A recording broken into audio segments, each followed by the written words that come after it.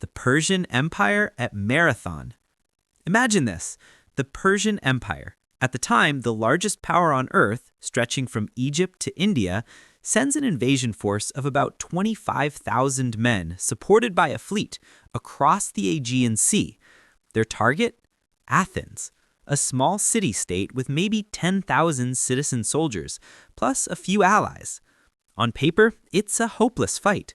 Persia already conquered much of the known world. Why should one tiny democracy matter? But here's where it changes. At Marathon in 490 BCE, the Athenians take a huge gamble. Instead of waiting, they charge downhill, closing the gap before Persian archers can unleash waves of arrows. The shock of a disciplined Greek hoplite phalanx, shields locked, spears steady, smashes the Persian center. The invaders break and flee back to their ships. When the dust clears, 6,400 Persians are dead, compared to only about 200 Athenians. That's not just an upset, it's one of history's great underdog victories, and its echo is enormous. Marathon shows that the world's superpower can bleed. It gives Athens confidence in its new democracy, inspires unity among the Greeks, and plants the seed of an idea that free citizens could stand against empire.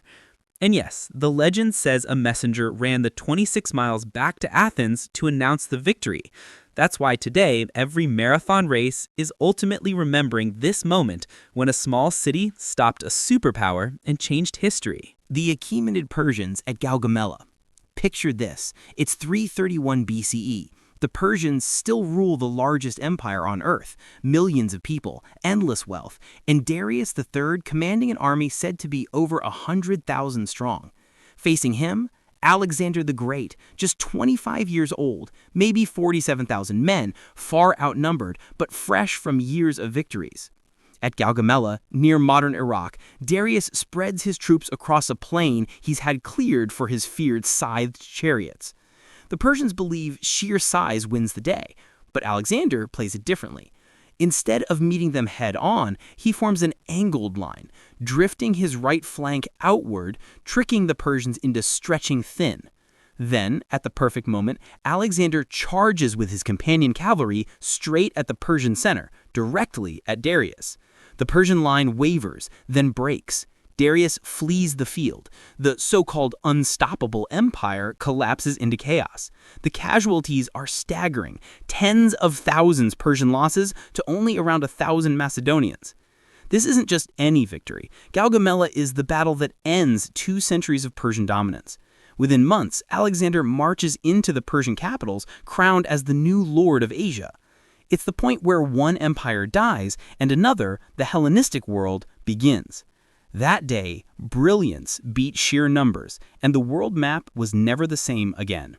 Athens at the Sicilian Expedition. Now let's jump to ancient Greece, 415 BCE. Athens is at the height of her power, naval empire, unmatched fleet, wealth flowing in from allies. Then she makes a bold, almost arrogant gamble, invade Sicily 800 miles away, and crush Syracuse. The logic? Why not? Athens had never lost at sea. The expedition is massive, 134 triremes, thousands of soldiers, tens of thousands of crew, nearly the entire strength of Athens. But from the start, things unravel. Commanders argue, strategy stalls, and the Athenians underestimate both the resolve of Syracuse and the arrival of Spartan reinforcements. In 413 BCE, it becomes total disaster. The Athenian fleet, cornered in Syracuse's harbor, is destroyed in vicious naval fighting. When the survivors try to escape inland, they're hunted down. Virtually the entire force is killed or enslaved. Out of tens of thousands, hardly anyone returns home. The impact is devastating. Athens, once invincible at sea, loses its fleet, money, soldiers, and prestige in one stroke.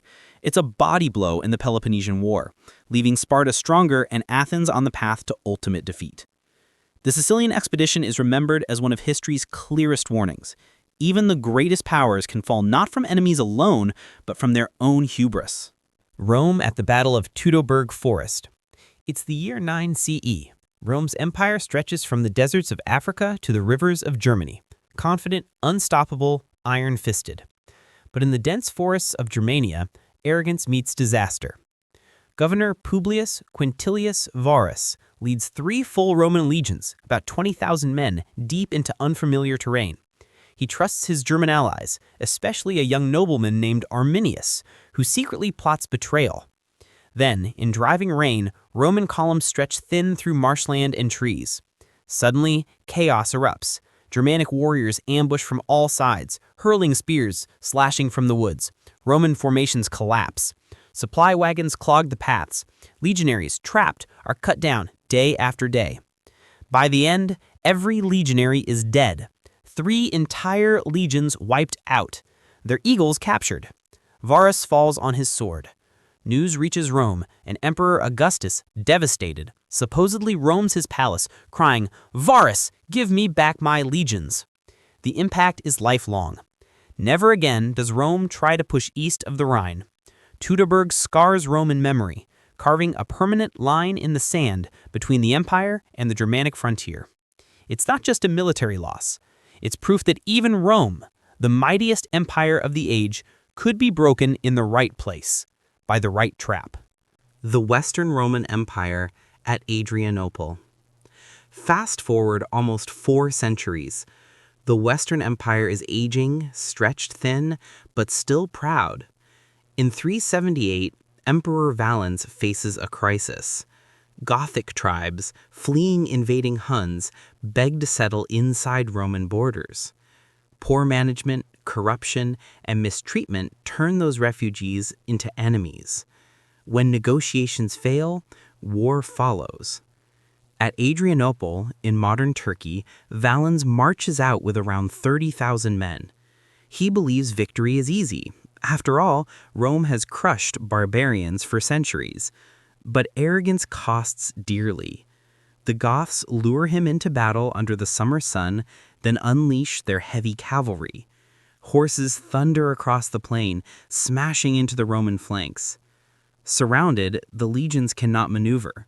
Spears splinter, shields crack, the army dissolves. By nightfall, 2/3 of the Roman army is slaughtered, and Valens himself dies on the field, so thoroughly lost that his body is never recovered. Adrianople is more than a defeat. It sends shockwaves through the empire. The legions are not invincible, and Rome's enemies now know it. Historians often call it the beginning of the end for the Western Roman Empire. In one battle, the old world order cracked, and the age of Rome's dominance began to give way to the rise of medieval Europe. The Byzantine Empire at Manzikert. By 1071, Byzantium still looked powerful. Centuries of history, glittering Constantinople, and traditions tracing back to Rome. But cracks were showing. Political rivalries, shrinking armies, desperate reliance on mercenaries. Then came the Seljuk Turks, rising on the eastern frontier. At Manzikert, in eastern Anatolia, Emperor Romanos IV leads about 30,000 to 40,000 troops to push them back. The Seljuks, under Alp Arslan, field a smaller but far more mobile force of mounted archers. At first, the battle seems winnable for Byzantium. But then, betrayal. Parts of the Byzantine army defect mid-battle, while others flee. Romanos is left exposed on the field. The Seljuks encircle and crush what remains of his men. The emperor himself is captured, an unthinkable humiliation for the heirs of Caesar and Constantine. Though Alp Arslan treats him with surprising respect, the damage is done.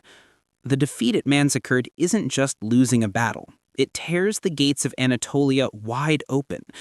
Turkish tribes pour in, seizing the empire's richest lands. From here on, Byzantium is never truly the same. Decline becomes unstoppable. Manzikert marks the moment when the empire without end began truly running out of time. The Abbasid Caliphate and the sack of Baghdad. Now, fast forward to the 13th century. Baghdad, under the Abbasid Caliphate, is more than just a city. It's the intellectual capital of the Islamic world. Libraries, scholars, astronomers, advances in medicine, mathematics, and culture, a jewel of civilization. Enter the Mongols. Hulagu Khan, grandson of Genghis, leads perhaps 150,000 troops into Mesopotamia. When Baghdad refuses to surrender, the Mongols lay siege. By January 1258, the walls fall. What follows is catastrophe. For an entire week, the Mongols slaughter inhabitants, men, women, children. Accounts speak of hundreds of thousands killed, and the Tigris River running black with ink from ruined manuscripts and red with blood. Caliph al-Mustasim is executed, the last Abbasid ruler to hold real power. The sack of Baghdad isn't just military, it's cultural trauma. One of the greatest centers of knowledge in human history is wiped out in days. The Abbasids survive symbolically, but their authority is shattered. Many historians mark 1258 as the end of the Islamic Golden Age. Civilization itself felt the blow. The Mongols at Ain Jalut. And here's the twist. 2 years later, the juggernaut that seemed unstoppable finally meets a wall. The Mongols have swept across Asia, annihilating armies from China to Persia to Baghdad. But at Ain Jalut, in present-day Israel, they face the Mamluks of Egypt, led by Sultan Qutuz and the brilliant general Baybars. The Mongols arrive with around 20,000 to 30,000 troops, advancing into Palestine. The Mamluks meet them with a force of similar size. Using tactics the Mongols themselves perfected, feigned retreats, ambushes, the Mamluks lure the invaders into a trap. Then, at the decisive moment, heavy cavalry smashes into the Mongols' lines. For the first time, the legendary aura around the Mongols cracks. Hulagu Khan's western campaign halts. The empire will never again push further into Africa or deep into the Levant. Ain Jalut proves the Mongols could be beaten, and in doing so, it saves the Islamic world from complete conquest. It's not just another battle, it's the battle that showed even history's most feared empire was mortal.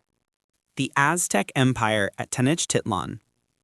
In 1519, the Aztec Empire dominated central Mexico. Millions of subjects, a capital city of 250,000 people, bigger than almost any in Europe. At its heart stood Tenochtitlan, a city of canals, temples, and markets so dazzling, the Spaniards called it a second Venice. Enter Hernán Cortés. With barely 600 Spaniards, some horses, and steel weapons, conquest should have been impossible. But Cortés exploited two brutal advantages: alliances and disease. Indigenous rivals of the Aztecs, bitter over years of domination, joined him by the tens of thousands. And in 1520, smallpox, carried unknowingly by the Europeans, tore through the empire, killing leaders, weakening defenses. By 1521, the siege begins. Ships are built in pieces and dragged overland to blockade the island city. For months, fighting rages relentlessly. The once magnificent Tenochtitlan is starved, burned, and reduced to rubble. At last, Emperor Cuauhtémoc is captured. The fall is staggering, from splendor to ashes in just 2 years. For the Aztec world, it's the end. For Europe, it's the bloody beginning of centuries of conquest in the Americas. The ruins of Tenochtitlan lie beneath modern Mexico City, a reminder that the cradle of empire can be buried beneath another's rise. The Inca Empire versus Pizarro. Meanwhile, south in the Andes, the Inca Empire stretched along 2,500 miles of mountains, roads, terraces, and millions of people unified under a powerful emperor. In 1532, Francisco Pizarro arrives with just 168 Spanish troops and faces Atahualpa, the Incan ruler, commanding tens of thousands. At Cajamarca, the meeting seems diplomatic. The Spaniards come forward with a Bible and demands of submission. Atahualpa dismisses them. Then, with a signal, muskets roar, cannons blast, and cavalry charges. The tightly packed Inca warriors, unarmed for war and unprepared for horses or gunpowder, are trapped in the square. Thousands are cut down. Atahualpa himself is seized alive, the emperor of millions in the hands of a few hundred. Though he'll later try to buy his freedom with a room filled to the ceiling with gold and silver, the Spaniards execute him anyway. Cajamarca is one of history's most shocking mismatches. Not just force, but deception, technology, and psychological shock. And just like that, a vast mountain empire collapses into foreign control, swallowed by the tide of European conquest. The Spanish Armada. Now we return to Europe. In the late 1500s, Spain is the richest and most powerful kingdom on earth. Silver from the Americas, a vast empire, the most feared navy afloat. King Philip II plans to crush Protestant England once and for all with his invincible armada of 130 ships and 30,000 men. But when the armada sails into the English Channel, things unravel. English ships are faster, more maneuverable, commanded by veterans like Francis Drake. The English send fire ships into the tight armada formation, spreading chaos. As battles rage, Spanish supply lines weaken. And then nature joins the fight. Violent storms scatter the fleet as it retreats north around Scotland and Ireland. When survivors limp home, barely half the fleet remains. Spain's aura of naval invincibility is broken. England, once the underdog island nation, now claims the seas with new confidence. The Armada's defeat is more than one battle. It's the turning of the tide. Spain begins its long slide downward, and England begins the steady rise that will carry it to global empire. The Ottoman Empire at Lepanto. By the mid-16th century, the Ottoman Empire was the terror of the seas, its fleets dominating the Mediterranean. Few believed they could ever be stopped. But in 1571, Pope Pius V rallies a rare alliance of Catholic powers, Spain, Venice, and others, under the banner of the Holy League. Their mission: halt Ottoman expansion. The two forces clash at Lepanto, off the coast of Greece. The numbers are vast, about 250 Ottoman ships facing 200 Christian galleys, carrying nearly 200,000 men in total. For hours, the sea is chaos. Cannons roar, decks are stormed, and hand-to-hand combat decides the battle. The turning point comes when the heavily armed Spanish infantry, arquebusiers positioned on the decks, pour musket fire into Ottoman ships, while agile Venetian vessels smash through the line. By the end of the day, the Ottomans lose more than 200 galleys sunk or captured, and some 30,000 sailors and soldiers killed or enslaved. Lepanto shatters the myth of Ottoman naval invincibility. Though the empire rebuilds its fleet in time, its prestige and momentum are broken. For Christian Europe, the victory is celebrated as a civilizational reprieve. For the Ottomans, it's the first clear marker of limits, which would only grow clearer in the centuries ahead. The Mughal Empire at the Battle of Plassey. Now to India, 1757. The Mughal Empire is still the richest civilization on earth in culture and wealth, though politically weakened by rivalries. In Bengal, the young Nawab Siraj-ud-Daulah commands 50,000 troops against a small force from the British East India Company, just 3,000 men including 800 Europeans. On numbers alone, it should have been a laughable mismatch. But behind the scenes, the British have done their homework. Robert Clive, company commander, secretly cuts deals with discontented Mughal generals. As battle begins at Plassey, heavy rains drench the Nawab's counter and cannons. Key commanders, bribed or wary, refuse to engage. The British seize the moment. Well supplied with tarpaulin-covered artillery, their smaller force holds steady. Confused and betrayed, Bengal's massive army loses cohesion. Within hours, the numerical advantage counts for nothing.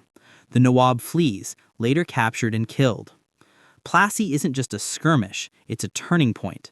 With cunning, corruption, and superior discipline, the British secure Bengal, the richest province of India.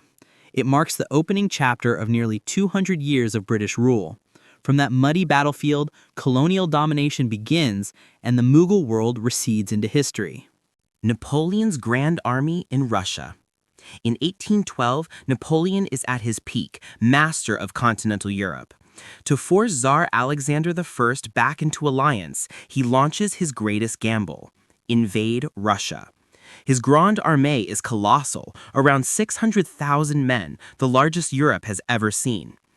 But Russia doesn't play by his rules. Instead of pitched battles, Russian forces retreat deeper and deeper, burning villages and crops, the infamous scorched earth.